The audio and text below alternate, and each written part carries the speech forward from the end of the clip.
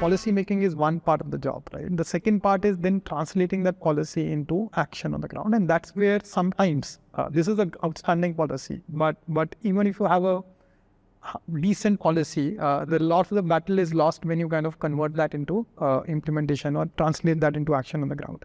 I know that while you were Secretary of School Education, you came up with the Sarthak implementation plan, which would kind of enable implementation of NEP. But what is your confidence in terms of seeing NEP implemented over the next 5 to 10 years? If you were to, let's say it came out in 2020, let's see 2025 and 2030.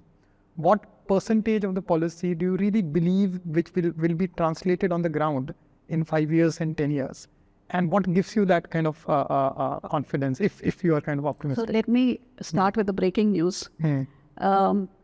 By 2030, 100% of the policy will be definitely implemented. I have complete confidence in that. Okay. Now, let me start with what has happened. So after the policy came out, as you rightly pointed out, we first of all prepared a plan called Sarthak, which we prepared in consultation with the states and with various other bodies like the SCRTs, NCRT, the CBSE, the state boards, etc. Then what we did is, now if you look at the policy in school education, there are two aspects to it. There is one aspect which is totally NCF dependent, the National Curriculum Framework dependent. There are others which are independent of the National Curriculum Framework. So we decided that while the National Curriculum Framework is being developed, let us focus on implementing those which are not dependent on the National Curriculum Framework. And as you may be aware, a major chunk of it, in fact, the day I retired, we sat and counted how much of it we have done. 120 initiatives, and I'll just mention some of them. So foundational literacy and numeracy mission called Nipun Bharat, this was launched in 21 July, yes, as you may be aware. And this actually encompasses not only the whole skill-based education approach of learning outcomes, etc. It also talks about play-based pedagogy, how to do assessment, how teachers are to be trained, how local self-governments are to be involved, how parents and community is to be involved, etc. So it's a very comprehensive guidelines that we prepared, and then we followed it up with funding and restructuring the whole Samagra Shiksha program on the 5+3+3+4 basis, ensuring that enough funds go to the states, and then the whole model started. We did a baseline survey, NAS, as you know, the National Achievement Survey, to tell the states where you stand, because this was pandemic and things were a little difficult. And with that, the states know where they stand and they know where they have to reach. So that was the first thing we did. Aside from this, there are several other interventions that we did. First of all, you may be knowing about Nishtha. I'm not very sure if you know. That is the teacher training program. So during the pandemic, everybody thought that we will have to stop it because it was a face-to-face program. We made it a blended approach and online, completely online during the pandemic. The policy says that minimum 50 hours of CPD, continuous professional development of teachers, is a must every year. We ensured that all teachers through Nishtha at least have it. The state governments can augment it with their own training. So that is the second thing that happened, major thing. The third thing was the technology aspect, integrating technology into education. Because of the pandemic, you know, the speed with which it happened, and Diksha, the platform, which was already there, it was developed further. We managed to get something like, I think, over 2 lakh pieces of e-content. More than 45 crore textbooks were QR coded with the e-content. Teachers were trained. Lot of training happened in digital literacy. Aside from this, you know, inclusion pe bahut kaam hua hai. Indian Sign Language को standardize करके we had to come out with a dictionary of 10,000 words. That was completed with the help of the ministry, the Department of Social Justice and Empowerment, the Disability Department. And after that, what we did was we started giving content on Diksha. We have talking books or audio books for visually impaired. We have Indian Sign Language content for the hearing impaired. All this happened during this period. Then aside from that, virtual labs for children to make things more engaging. So what I'm trying to tell you is that there were so many initiatives. A major initiative also happened on the assessment side. The Central Board of Secondary Education reformed its assessment. because assessment is now to be competency based.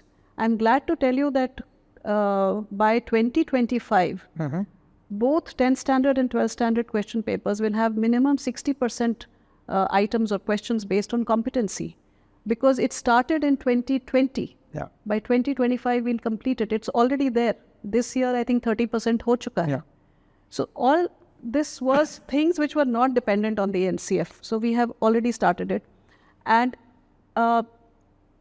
we had this outreach with the states during the pandemic, because this video conferencing became a very big thing.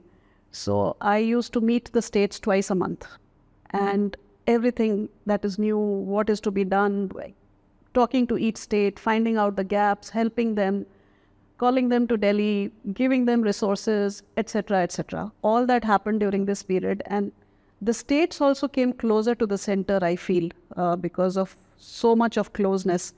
And it helps for them to be close to the center, because the policy level, the implementation level, understanding is much better at the center than at the states. Yeah. No, I'm fully with you. I can vouch for a lot of things that you're saying, because we being in the states are seeing and also kind of helping, supporting the states in driving a lot of these things that you're talking about.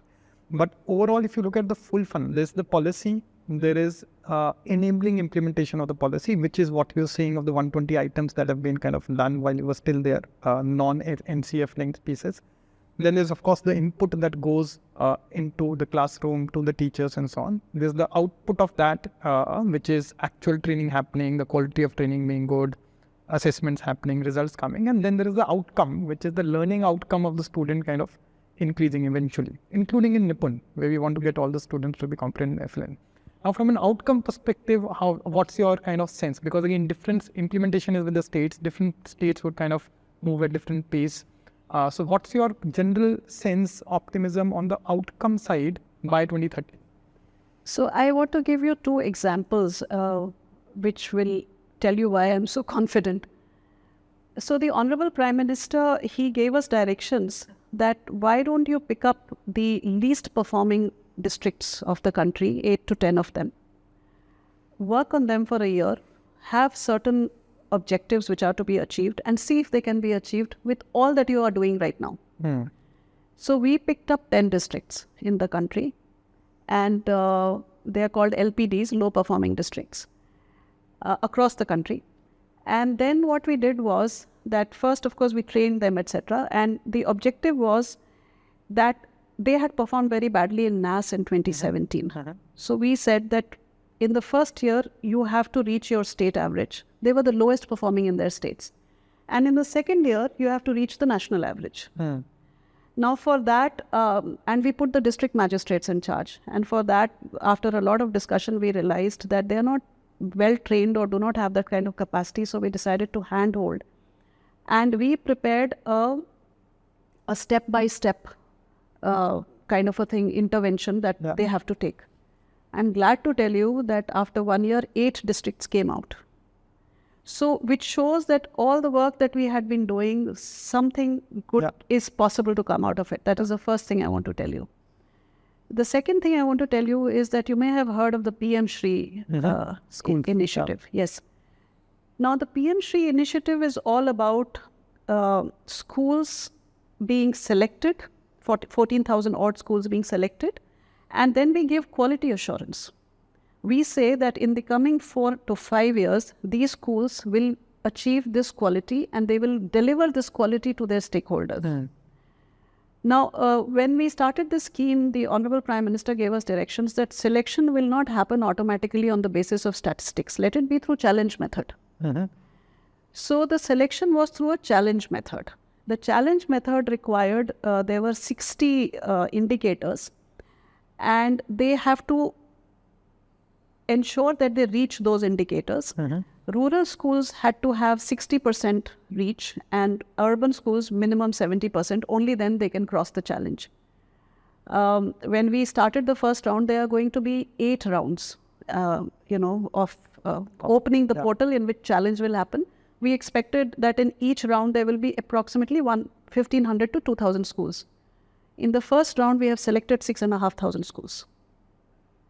So the schools are actually wanting to excel. The system is wanting to excel. There is a hope.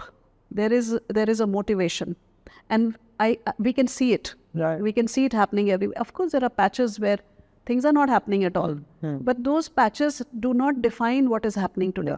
Yeah. No, I'm with you. I'm personally very optimistic. I'm asking all of these things. I'm personally very optimistic. I see the change on the ground, in the mindset, in the ability that some things can happen, and the enablement that's being done for that. That's very, very visible. That's very palpable. It's about leveraging all of that to really deliver it for our students. That's the game in the coming 5 to 10 years.